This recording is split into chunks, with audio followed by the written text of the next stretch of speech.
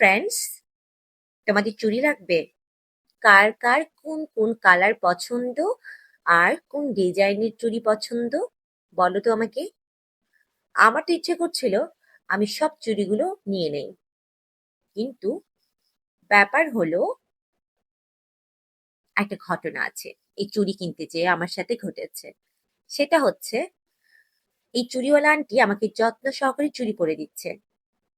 তখন আন্টিকে জিজ্ঞেস করলাম, আন্টি এই চুড়িগুলোর দাম কত? আন্টি আমাকে এমন আকাশ ছোঁয়া একটা দাম বলে দিল, বলল যে 600 টাকা জোড়া। আমি তখন আন্টিকে বলছি, আন্টি প্লিজ তাড়াতাড়ি চুড়িগুলো খোলেন।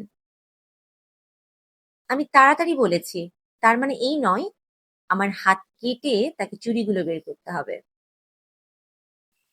তারপর আমি একটা দাম দর করে চুড়ি নেওয়ার ডিসিশন করলাম। তখন আমার হাত থেকে খচ খচ খচ খচ করে চুড়িগুলো খুলে নিল। তারপর আমার তো চুড়ি পছন্দ, আমাকে তো নিতেই হবে। তখন একটা দামে সে দিল, কিন্তু 600 টাকা জোড়ে আমি চুড়ি নেই নাই তার কাছ থেকে, অনেকটা কম দামে নিয়েছি।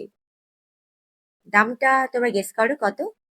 কিন্তু 600 টাকা তো নিব না, অসম্ভব। তারপর চুড়ি কিনা শেষ।